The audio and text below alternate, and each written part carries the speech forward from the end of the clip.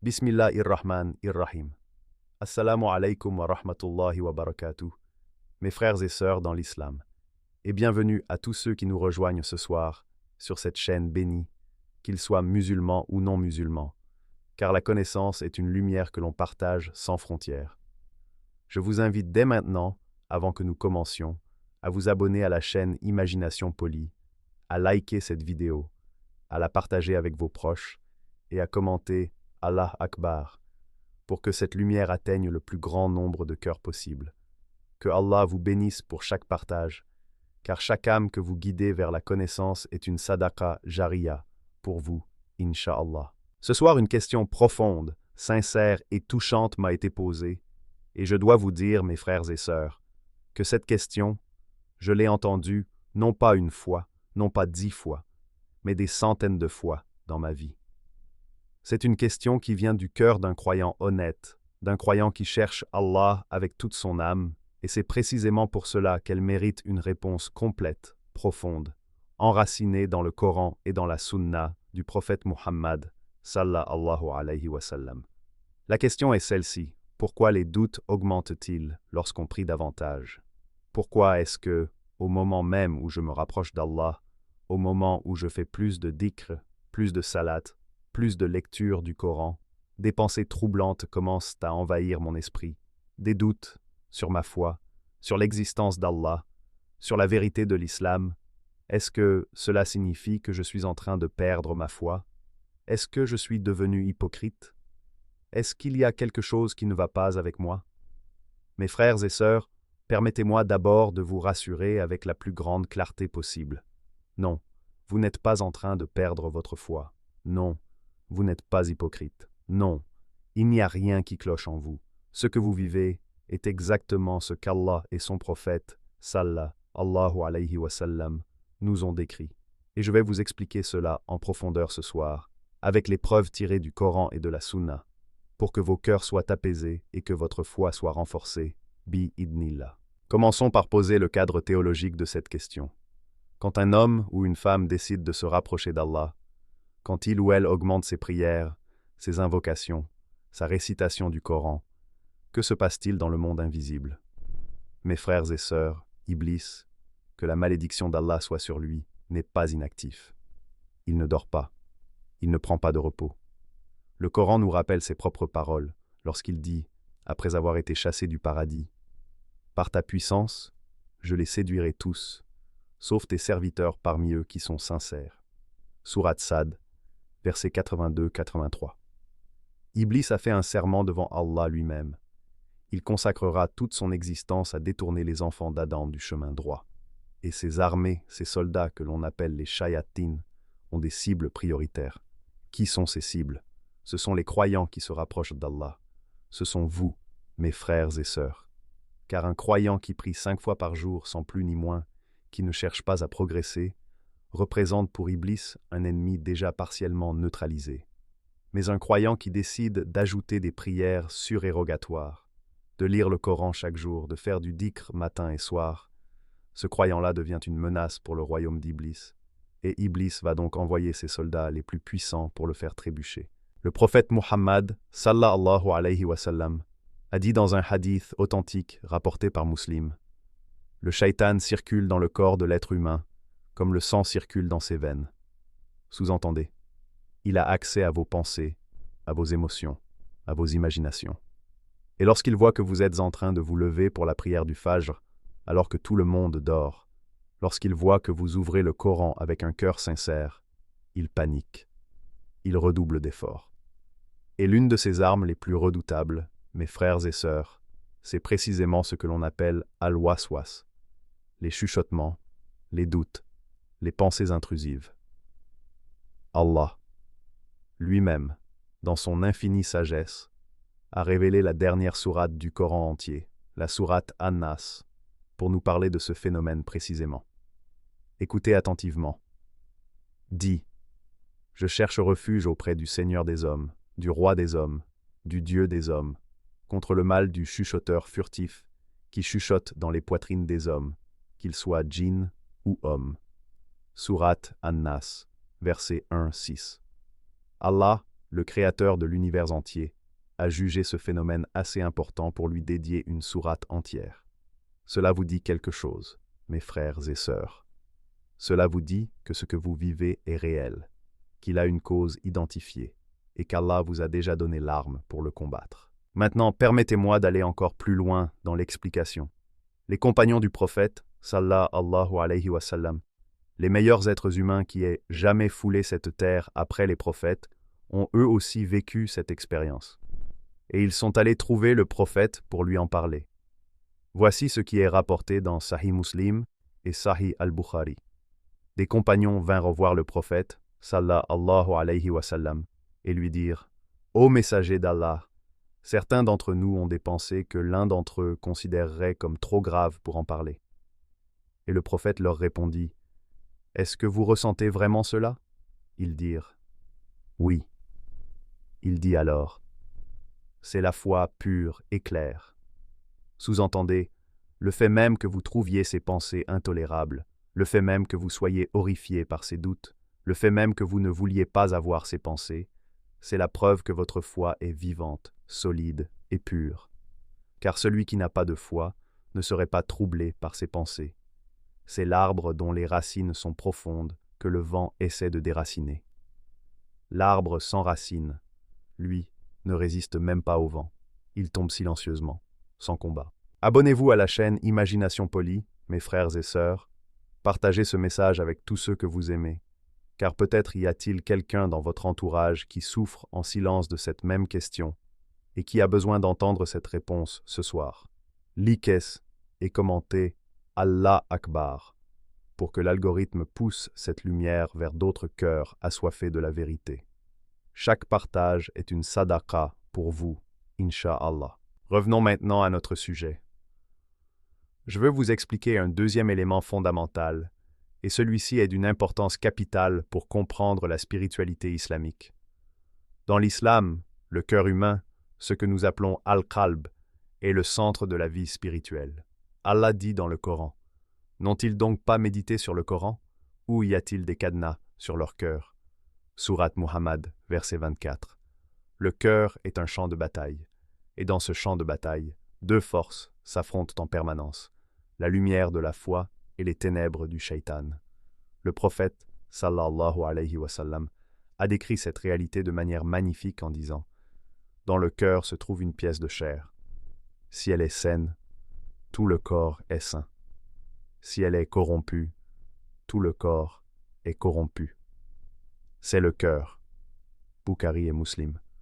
Or, mes frères et sœurs, quand vous décidez d'augmenter votre adoration, vous nourrissez cette lumière dans votre cœur. Vous l'alimentez avec la salate, avec le dhikr, avec la récitation du Coran.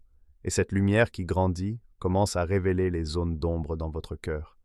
Des doutes que vous n'aviez pas remarqués avant, des questions que vous n'aviez jamais posées, des zones d'incertitude que l'inattention spirituelle avait simplement voilées. Ce n'est pas que les doutes sont nouveaux, c'est que votre sensibilité spirituelle est devenue plus fine. C'est comme quelqu'un qui nettoie une maison. Au fur et à mesure qu'il nettoie, il voit de la saleté qu'il n'avait pas remarquée avant. Est-ce que cela signifie que la maison devient plus sale? Non. Cela signifie que ses yeux sont maintenant capables de voir ce qui était là depuis le début. Il y a également une troisième explication que je veux vous partager, et celle-ci est liée à la nature même de l'épreuve spirituelle. Allah dit dans le Coran, « Les hommes pensent-ils qu'on les laissera dire « Nous croyons » sans qu'ils soient mis à l'épreuve » Sourate Al-Ankabut, verset 2. L'épreuve, mes frères et sœurs, est une sunna d'Allah, une loi divine immuable. Chaque prophète a été éprouvé. Ibrahim alayhi salam a été jeté dans le feu. Moussa alayhi salam a fui pour sa vie. Muhammad, sallallahu alayhi wa sallam, a perdu ses enfants, ses proches, a été blessé, a été chassé de sa ville natale. L'épreuve est le signe de l'amour d'Allah pour son serviteur. Le prophète a dit « Les hommes les plus éprouvés sont les prophètes, puis ceux qui leur ressemblent le plus, puis ceux qui leur ressemblent le plus après eux. » Tirmidhi, hadith authentique. Plus vous vous rapprochez d'Allah, plus l'épreuve peut prendre une forme subtile et intérieure, précisément parce que la forme la plus dangereuse de l'épreuve pour un croyant sincère n'est pas la pauvreté ou la maladie, mais le doute dans son cœur. Et Allah vous fait confiance pour traverser cette épreuve, car il ne charge aucune âme au-delà de ce qu'elle peut supporter, comme il le dit lui-même. Allah ne charge aucune âme au-delà de sa capacité. Sourate Al-Baqarah, verset 286. Maintenant, mes frères et sœurs, parlons des solutions pratiques. Car la connaissance sans l'action est comme un arbre sans fruits. Que faire lorsque ces doutes et ces chuchotements arrivent? Premièrement, et c'est la recommandation du prophète lui-même, dites « Amantu billahi wa rusuli » Je crois en Allah et en ses messagers. Et cherchez refuge auprès d'Allah en disant « A'udhu billahi minash shaitani rajim » Le prophète, sallallahu alayhi wa sallam, a dit dans un hadith rapporté par Muslim, lorsque l'un d'entre vous ressent le waswas, qu'il dise « Amantu billah » et qu'il s'arrête. C'est-à-dire, ne cherchez pas à débattre avec ses pensées. Ne commencez pas à argumenter avec elles, car c'est exactement ce que le shaitan veut. Il veut vous entraîner dans un débat philosophique infini où vous vous perdez. Ignorez-les comme vous ignoreriez les aboiements d'un chien dans la rue. Vous ne vous arrêtez pas pour débattre avec un chien, vous continuez votre chemin. Deuxièmement, augmentez votre récitation du Coran, particulièrement Sourate Al-Baqarah. Le prophète a dit « Récitez Sourate Al-Baqarah, car la réciter est une bénédiction, l'abandonner est un regret, et les sorciers ne peuvent rien contre elle. » Muslim. Et dans un autre hadith, il a dit que le shaitan fuit la maison dans laquelle Sourate Al-Baqarah est récitée. Le Coran est une guérison, comme Allah le dit lui-même. Nous avons fait descendre du Coran ce qui est une guérison et une miséricorde pour les croyants. Sourate Al-Isra, verset 82. Troisièmement, comprenez que la pensée n'est pas un péché. L'islam, mes frères et sœurs, est une religion d'une précision et d'une justice absolue. Allah ne vous juge pas pour une pensée qui traverse votre esprit sans que vous l'ayez choisie. Le prophète a dit « Allah a pardonné à ma communauté pour ce que leurs âmes leur murmurent, tant qu'ils n'agissent pas selon cela et n'en parlent pas. » Bukhari et Muslim. La pensée intrusive est comme un oiseau qui vole au-dessus de votre tête. Vous n'êtes pas responsable du fait qu'il vole. Vous n'êtes responsable que si vous lui construisez un nid dans vos cheveux. Le doute qui traverse votre esprit n'est pas une preuve de faiblesse de foi. C'est votre réaction face à ce doute qui définit votre foi. Quatrièmement, comprenez que la connaissance est l'antidote au doute. Allah dit dans le Coran, « Ainsi les gens du livre et les croyants ne doutent-ils point » Sourate Al-Hadid, verset 16. Et dans un autre verset magnifique, Allah élève en degrés ceux d'entre vous qui ont cru et ceux à qui on a donné la connaissance. Sourate Al-Mujadilah, verset 11. Étudiez votre religion, mes frères et sœurs, non pas pour montrer que vous êtes savants, mais pour nourrir votre cœur. Car un cœur nourri de la connaissance d'Allah est un cœur qui résiste aux assauts du shaitan. La foi aveugle peut vaciller, mais la foi éclairée par la connaissance est comme une montagne. Et cinquièmement, entourez-vous d'une bonne compagnie. Le prophète, sallallahu alayhi wa sallam, a dit « L'homme suit la religion de son ami intime. Que chacun de vous examine bien qui il prend pour ami intime. » Abu Daoud, authentifié par Al-Albani. Les frères et sœurs qui vous rappellent Allah, qui vous encouragent dans votre adoration, qui vous soutiennent dans vos moments de faiblesse, sont parmi les plus grands dons qu'Allah puisse vous accorder. Et c'est précisément pourquoi cette communauté, cette chaîne, cet espace que nous partageons ensemble est si précieuse. Nous sommes là les uns pour les autres. Allah Akbar, Allah Akbar, Allah Akbar. Mes frères et sœurs, je vous invite maintenant à vous abonner à la chaîne Imagination Polie, à liker cette vidéo, à la partager massivement sur vos réseaux sociaux, avec votre famille, avec vos amis, avec vos collègues. Car peut-être que quelqu'un que vous connaissez traverse en ce moment même cette épreuve du doute et que cette vidéo pourrait être la bouée de sauvetage dont il a besoin. Commentez Allah Akbar en bas de cette vidéo pour que l'algorithme diffuse cette lumière vers le plus grand nombre possible. Chaque abonnement, chaque like, chaque partage est un acte d'adoration si votre intention est de diffuser la connaissance islamique. Mes frères et sœurs, je veux maintenant m'adresser aussi à nos frères et sœurs chrétiens qui nous regardent peut-être ce soir. Car cette question du doute dans la vie spirituelle n'est pas exclusivement islamique. Dans toutes les grandes traditions monothéistes, les hommes et les femmes qui se rapprochent de Dieu vivent cette expérience. Ce que l'islam apporte comme réponse unique et complète, c'est une explication précise de la source de ces doutes, une identification claire de leur nature et des outils pratiques révélés par Allah lui-même pour les combattre. Nous croyons tous en un Dieu unique, créateur des cieux et de la terre.